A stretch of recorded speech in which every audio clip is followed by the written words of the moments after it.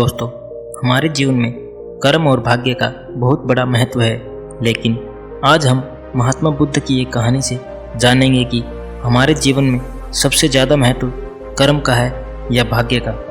पुराने मध्य भारत में एक रियासत हुआ करती थी। रियासत की बड़ी रानी गौतम बुद्ध के प्रति बहुत निष्ठावान थी।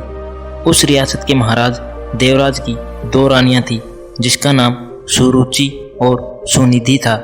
राजा देवराज की पहली पत्नी, जिसका नाम सुरुचि था, उसका स्वभाव किसी साध्वी की तरह था। वो गौतम बुद्ध को अपना आराध्य मानती थी और उनके मार्ग पर चलने की कोशिश किया करती थी। उनके साथ उनका बेटा भी खेलता रहता, जिसका नाम वीर था। लेकिन देवराज का पूरा ध्यान अपनी दूसरी पत्नी सुनिधि के ऊपर ही रहता था, क्योंकि वह देखने में बहुत ही खूबसूरत थी। इसी खूबसूरती की विलासिता में महाराज खोए रहते थे। राजमहल की ज़्यादातर सुख सुविधाएं दूसरी पत्नी और उसके बेटे सुमंत को ही मिला करती थी। दोनों ही पत्नियों के राज दुलारों की खिलखिलाहट से पूरा महल जगमग रहता था। रियासत के लोगों को भी पता चल चुका था कि उन्हें होने वाला राजकुमार मिल चुका है। राज्य के लोग अक्सर सोचा करते थे कि भविष्य में राजगद्दी पर कौन बैठेगा, तो इस पर ज़्यादातर लोगों का विचार तो सुरुचि के पुत्र वीर के ऊपर ही था कि भविष्य के राजा वही होंगे, क्योंकि धर्म और नीति के अनुसार बड़े पुत्र को ही राजगद्दी मिलनी चाहिए। लेकिन समय की लकीरों को तो कुछ और ही मंजूर था। देवराज की पहली पत्नी सुरुचि का स्वभाव बड़ा ही शांत और न्याय संगत था। वो न्याय धर्म और बौद्ध धर्म की बातें किया करती थी। माँ की संगत पाकर बेटा भी उसी स्वभाव का हो गया था। वीर अब बड़ा हो रहा था। उसका स्वभाव ऐसा हो गया था कि उसे जो भी कोई मिलता वो भी माँ की तरह संतोष कर लेता। समय का चक्र चलता है और एक दिन रियासत का दरबार सजा हुआ था। उसी दिन भावी राजकुमार के नाम की घोषणा की जानी थी। सभी इसी बात को लेकर आत्मविश्वासी हुए पड़े थे कि उन्होंने होने वाला वीर ही होगा। महाराज अपनी पत्नी सुनीति के साथ सिंहासन पर बैठे हुए थे। महाराज छोटे बेटे सुमंत को दुला रहे थे। वहीं वीर अपनी माँ के साथ दरबार में बैठा हुआ था। सभी पुरोहितों ने वीर की माँ को बता दिया कि आज राज दरबार में वीर के राज तिलक की पूजा है और उसे तैयार करके लाना। वीर की माँ सुरुचि ने भी बड़े दुलार से अपने बेटे को तैयार किया और ईश्वर के सामने प्रार्थना की।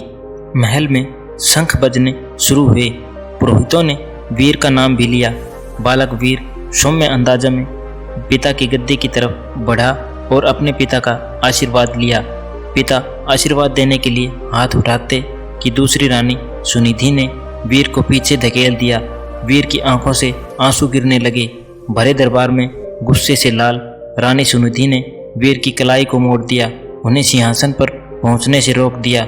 फिर सुनिधि ने अपने कड़े शब्दों और सख्त आवाज में कहा कि तुम इस सिंहासन और महाराज की गोद में नहीं बैठ सकते। सिंहासन पर बैठने वाला काबिल हो या ना हो, वो चहेती रानी का पुत्र ही होना चाहिए। तुम दासी के बराबर वाली रानी के पुत्र हो। सिंहासन पर मेरा पुत्र सुमंत ही बैठेगा और जो सिंहासन पर बैठेगा जनता उसी को राजकुमार मानकर आदर सम्मान देगी। तुम जाओ अपनी माता के पास और बुद्ध की सेवा करो। मेरे रहते तुम्हें आत्मसम्मान कभी नहीं मिल सकता।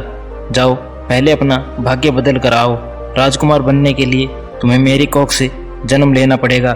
यह सब सुनकर पूरा राज दरबार हक्का बक्का रह गया। सब आश्चर्य भरी नज़रों से महाराज देवराज की ओर देखे जा रहे थे कि महाराज कुछ बोल क्यों नहीं रहे। लेकिन महाराज बोलते भी क्या, वे नज़रें झुकाए बैठे थे, क्योंकि उनकी आंखों और मन का तो रानी सुनिधि की खूबसूरती और विलासिता का पर्दा पड़ा हुआ था। ऐसे में भला वो रानी का विद्रोह कैसे कर सकते थे? अगर वो रानी का विद्रोह करते तो उनकी विलासिता भरी रातें कैसे रंगीन होती। वीर को अपनी सौतेली माँ की बातों से ज़्यादा बुरा अपने पिता के चुप रहने का लगा। कुछ देर बाद वो राजमहल के बाहर चला गया। संध्या आरती का समय हो चला था। वीर की माँ सुरुचि ने वीर को अपने पास बुलाया। वह वीर का चेहरा देखकर घबरा गई। वीर ने उनसे कहा, माँ, पिताजी हमारे साथ ऐसा क्यों करते हैं? अब हमारा क्या होगा? क्या मुझे कभी भी किसी का मान सम्मान प्राप्त नहीं हो पाएगा? जवाब देते हुए वीर की माँ ने अपनी उंगली से मंदिर की तरफ इशारा किया। वो कमरा कुछ ही दूरी पर था। उसमें महात्मा बुद्ध की प्रतिमा रखी हुई थी। वीर ने इशारा करते हुए पूछा, वहाँ क्या है माँ? जवाब देते हुए माँ बोली, वो महात्मा बुद्ध हैं, वही तुम्हें सिद्ध बनाएंगी। उनकी शरण में जाओ बेटा, बुद्धम शरणम गच्छामि। ये पंक्ति सुनते ही वीर ने बहुत अच्छा महसूस किया। वीर की माँ बोली, बेटे तुम्हारे लिए इस सिंहासन से कहीं बड़ा और आगे का सिंहासन बना हुआ है, इसलिए इस सिंहासन की लालसा व मोह त्याग कर उस बड़े सिंहासन को प्राप्त करो। जब तुम उस सिंहासन पर बैठोगे तो तुम्हें जो प्राप्त होगा वो अमूल्य होगा, लेकिन उसे पाना इतना आसान नहीं। जीवन के उस सिंहासन तक तुम्हें महात्मा बुद्ध की शिक्षाएं लेकर जाएंगी। लेकिन वीर को अब भी ये समझ नहीं आ रहा था कि माँ आखिर किस तरह के सिंहासन की बात कर रही हैं, जो राज सिंहासन से भी कहीं बड़ा है। उसके कानों में तो अभी भी सौतेली माँ के ताने गूंज रहे थे कि वो आएगा, लेकिन वीर की माँ ने देर नहीं की और उसे बुद्ध की मूर्ति के सामने लाकर खड़ा कर दिया और कहा कि अब सिर्फ महात्मा बुद्ध ही तुम्हारा कल्याण करेंगे। तुम उन्हीं के बताए मार्ग पर चलो, उनकी शिक्षाओं का अनुसरण करो, तुम्हें पता चल जाएगा कि जीवन का असली सुख कहाँ है। वीर ने माँ से सवाल किया कि माँ, क्या बुद्ध का स्थान पिता से भी बढ़कर है? वीर की माँ ने मुस्कुराते हुए कहा कि महात्मा बुद्ध सबसे ऊपर है। महात्मा की इस बात से वीर ने प्रेरित होकर कहा कि माँ, अब से मैं बुद्ध जी की गोद में ही बैठूंगा, उन्हीं के बताए मार्ग व विचारों का पालन करूंगा। मैं कठिन से कठिन साधना करके उन्हें प्रसन्न करूंगा, इनकी शिक्षाओं को अपने जीवन में उतारूंगा। वीर ने बड़े दृढ़ निश्चय से कहा कि देख लेना माँ, एक दिन महात्मा बुद्ध मुझे अपनी गोद में जरूर बैठाएंगे। रानी सुरुचि अपने बेटे की इन मासूम बातों को सुनकर हैरान थी। माँ ने वीर को गोद में उठाया और कहा कि पूरे मन से बुद्ध की बातों का अनुसरण करो। वीर ने भी गोद से उतरते हुए जवाब दिया कि आज से मेरे आराध्य बुद्ध हो गए हैं। कुछ ही दिन में वीर बुद्ध की रोजाना नियमबद्ध उपासना करता हुआ ध्यान मगन होने लगा। वीर ने अब राजमहल छोड़ने का फैसला कर लिया। जो लड़का कल तक अपनी माँ के पल्लू से छिपा घूमता रहता था, वो आज महल छोड़कर जाने का फैसला ले रहा है। इतने बड़े फैसले और जीवन परिवर्तन से सभी हैरान थे और माँ को भी चिंता हो रही थी। माता पिता को प्रणाम कर वीर अब बुद्ध ज्ञान लेने जंगल की ओर निकल गया। महाराज देवराज को भी अपनी गलती का एहसास होने लगा, लेकिन अब भी वो कुछ नहीं कर पाए। वीर बुद्धम शरणम गच्छामि का जाप करते हुए अपने पथ पर निकल गया। कोसों दूर पहुंचने के बाद वीर की मुलाकात एक बौद्ध भिक्षु से हुई। वो एक कुटिया में रहा करते थे। वहाँ उनके कुछ शिष्यों के साथ वो बैठे थे। वीर ने बौद्ध भिक्षु से ज्ञान मांगा और कहा कि उन्हें बुद्ध से मिलना है। इसके जवाब में बौद्ध भिक्षु ने महात्मा बुद्ध की कहानी बताते हुए कहा कि खुद को जान लेना ही बुद्ध को जान लेना है। लेकिन फिर भी वीर ने बुद्ध से मिलने की जिद नहीं छोड़ी। तब बौद्ध भिक्षु ने कहा, तुम अभी आराम करो, मैं कल सुबह तुमसे बात करूँगा। पूरी रात गुजर गई और वीर बुद्धम शरणम गच्छामि का जाप करता रहा। सुबह हुई तो वीर ने बौद्ध भिक्षु से फिर सवाल किया। भिक्षु ने जवाब में कहा कि अभी मेरी एक अंगूठी खो गई है, उसमें मेरी जान बसती थी, उसे खोज दो फिर मिलवाता हूँ। वीर पूरे मन से उस अंगूठी को खोजने में लग गया। सुबह से रात हो गई लेकिन अंगूठी नहीं मिली। फिर बौद्ध भिक्षु ने वीर को दिया लेने के लिए कुटिया के अंदर भेजा। वहाँ पहुंचकर वीर ने देखा कि अंगूठी तो अंदर ही संभाल कर रखी हुई थी। यह दृश्य देख वीर को बहुत दुख हुआ। उसने बौद्ध भिक्षु से कहा कि जब आपने अंगूठी को अंदर ही रखा हुआ था तो आपने मुझसे बाहर क्यों तलाश करवाया? इसका जवाब देते हुए बौद्ध भिक्षु बोले कि ठीक इसी तरह भगवान बुद्ध भी तुम्हारे अंदर ही विराजमान हैं, फिर भी तुम उन्हें बाहर क्यों खोज रहे हो? खुद को मोह, माया, सम्मान, लालच, बुराई, अपमान, क्रोध, क्रूरता, ईर्ष्या जैसी भावनाओं से मुक्त कर दो। किसी की बातों का बुरा मानना, क्रोध करना और किसी भी प्रकार की लालसा मन से त्याग दो। बस इतना ही करना, फिर देखना बुद्ध तुम्हें तुम्हारे अंदर ही मिल जाएंगे। इसके बाद वीर जब यह समझ गए कि बुद्ध एक साधारण पुरुष से भगवान बुद्ध कैसे बने थे, तब इसका उसके मन पर बहुत प्रभाव हुआ। वह बहुत प्रेरित हुआ। फिर वीर ने अब गहरे ध्यान में डूबकर बुद्ध की उपासना आरंभ कर दी। जैसे जैसे वीर का ध्यान गहरा होता गया, उसी तरह वीर को आत्मज्ञान की प्राप्ति होने लगी। एक वक्त ऐसा आया कि वीर की सारी चाहतें मर गई। वीर के मन से सभी लालसाएं खत्म हो गई।